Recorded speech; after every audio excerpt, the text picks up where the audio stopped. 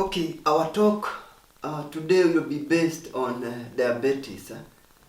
Diabetes is a condition in which there is difficult moving glucose from the bloodstream into the cells, and this is caused due to either deficiency of insulin, which is the hormone that is involved in the movement of insulin from the bloodstream into the cells, or there is resistance to the action of insulin in the peripheral cells, that is the muscles and the adipose tissues.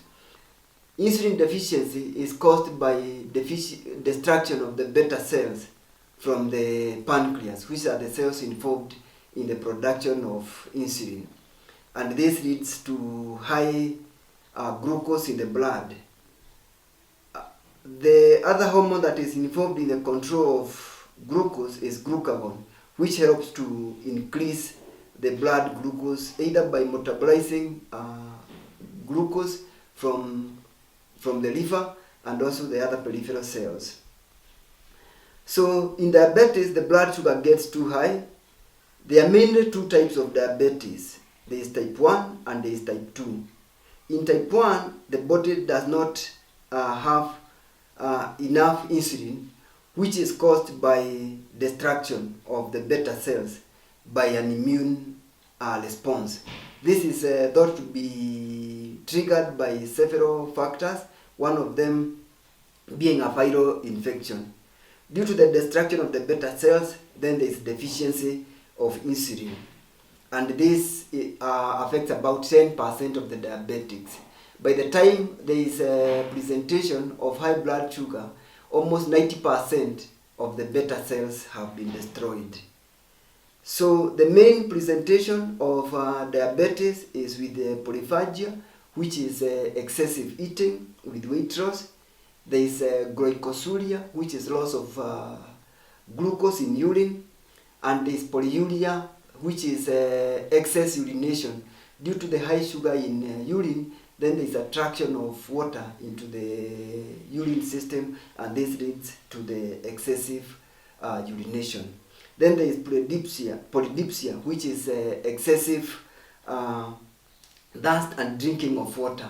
Due to the loss of water through the urinary system, then the body responds to that by excessive intake of water. There is type 2 diabetes, where there is a poor response of the body to insulin. There is resistance of the cells to insulin produced by the beta cells, and this is usually seen in patients who have obesity, they have hypertension, or lack of exercise.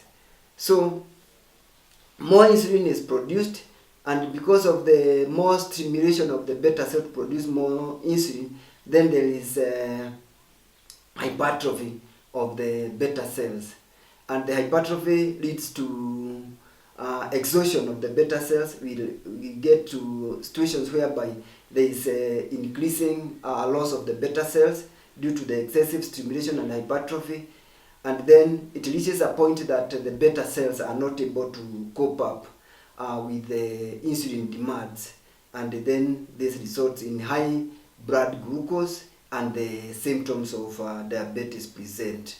Usually in type 2 diabetes, the decrease in insulin is relative. There is some insulin that is present, and so you don't have absolute lack of insulin, and so some of the symptoms may develop progressively over a period of time.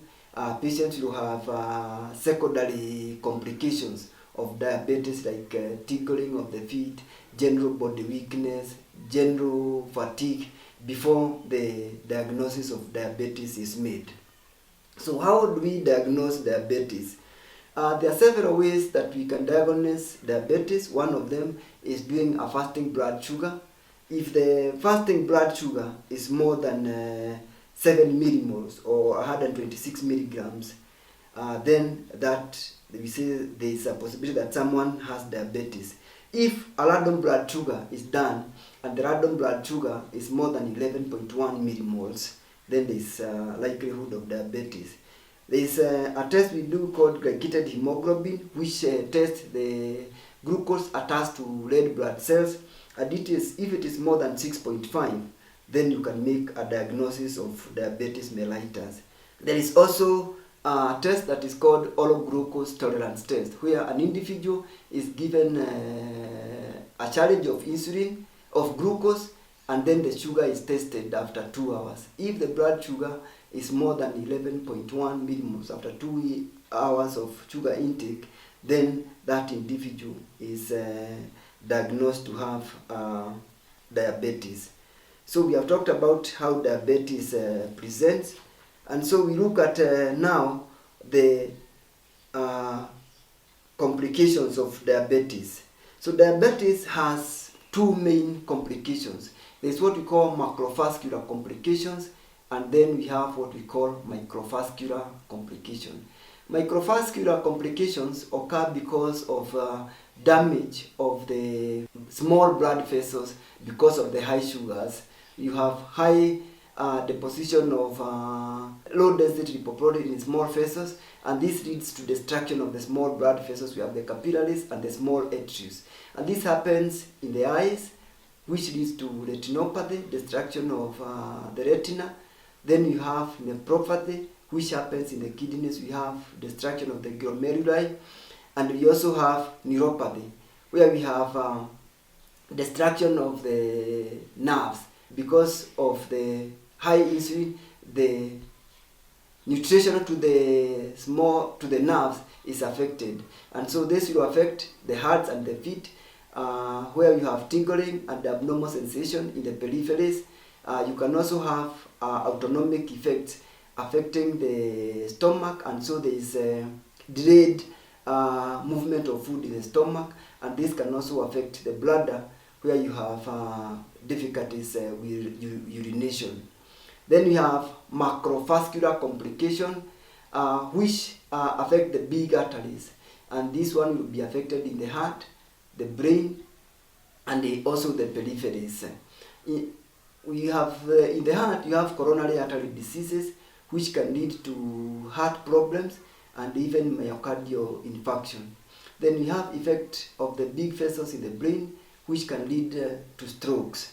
And then we have effect on the vessels that supply the lower limbs, which can lead to loss of blood supply to the feet, leading to ulcers, and this can even lead to amputation of the feet.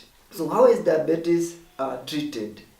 For type 1 diabetes, there is absolute lack of insulin, and so the mainstay of treatment is with insulin. So you have to replace insulin in type 1 diabetes. In type 2 diabetes, there is several factors that are involved. One of them is obesity, and so these individuals, if they adjust their diet, the exercise, and also use the drugs, then you can be able to lower their blood glucose. There are various types of drugs that are used, the main ones being the biguanide. The big example in this group is metformin. We have other drugs, different groups that are involved in the treatment of diabetes.